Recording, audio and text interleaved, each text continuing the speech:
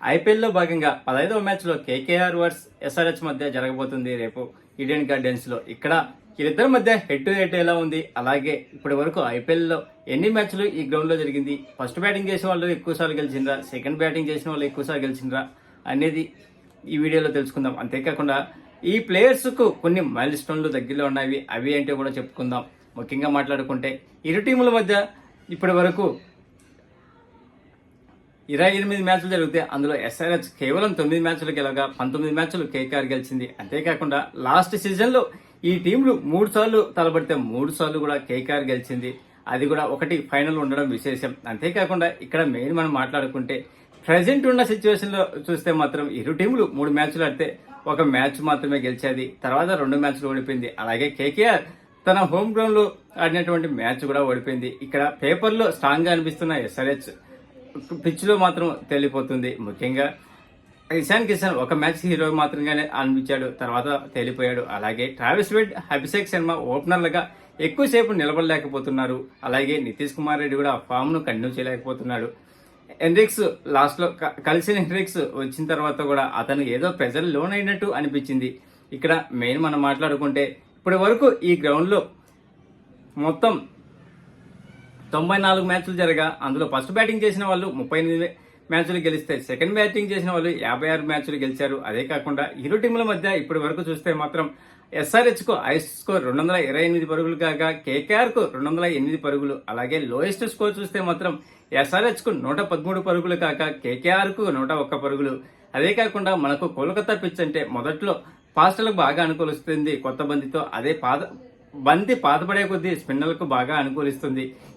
ఇక్కడ హైదరాబాద్ పిచ్ తో పాటు బెంగళూరు పిచ్ తో కాకుండా ఇది కొద్దిగా డిఫరెంట్ గా ఉంటుంది. బ్యాట్స్మెన్ కి బాల్ మీదికి వస్తున్నా గానీ పరుగులు చేయడంలో మాత్రం కొద్దిగా వెనకబడిపోతారు, హార్డ్ హిట్టింగ్ చేయలేరు, ఎందుకంటే ఇది ఫ్లాట్ పిచ్ కాదు కాబట్టి. అంతేకాకుండా ఇక్కడ కొన్ని మైల్ స్టోన్లు చేరబోతున్నారు. ఏంటంటే మొదటగా కేకేఆర్ టీం నుంచి చూస్తే అజింక్య రహానెకు 7,000 టీ20లో రన్స్ చేయాలంటే మరో 63 పరుగులు చేస్తే 7,000 పరుగులు కంప్లీట్ చేసుకుంటాడు. అలాగే వెంకటేష్ అయ్యర్ కూడా ఈ టీ20లో 3,000 పరుగులు రీచ్ కావాలంటే 95 పరుగులు చేయాలి. అలాగే సునీల్ నరేన్ టీ20లో 4,500 పరుగులు రీచ్ కావాలంటే 80 పరుగులు చేస్తే సరిపోతుంది.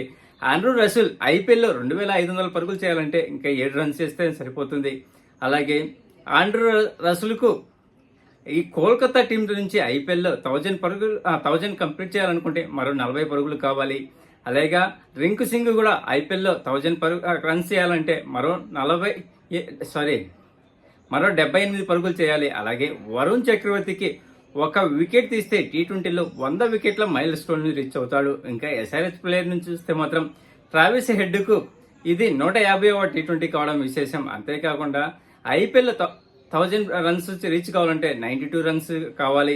అలాగే జయదేవ్ ఉన్నత్కంట్ కు ఇది 200 టీ20 కావడం విశేషం. హర్షల్ పటేల్ కు 3 వికెట్లు తీస్తే 250 టీ20 వికెట్లు దక్కుతాయి. అలాగే జయదేవ్ ఉన్నత్కంట్ కు ఇది 200వ టీ20.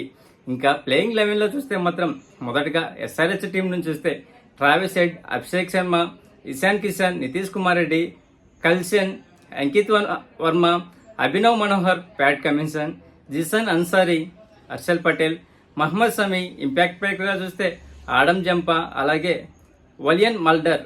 ఇంకా కేకేఆర్ టీం నుంచి చూస్తే డికాక్, సునీల్ నరేన్, అజింక్య రహానే, అలాగే Venkatesh Iyer, Rinku Singh, Andre Russell, Ramandeep Singh, Spencer Johnson, Harshit Rana, Vaibhav Arora, Varun Chakravarthy. Impact ప్లేయర్గా చూస్తే రఘువంశీ.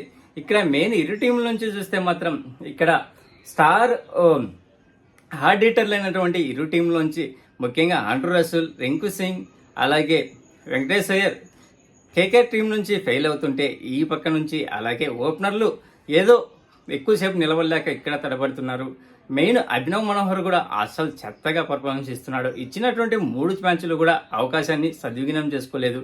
ఇరు టీంల మధ్య ప్రెజెంట్ ఉన్న సిచ్యువేషన్ బట్టి చూస్తే మాత్రం ఈ మ్యాచ్లో ఎస్ఆర్హెచ్ కు గెలిచే స్కోప్ 60% ఉండగా కేకేఆర్ కు 40% ఉంది.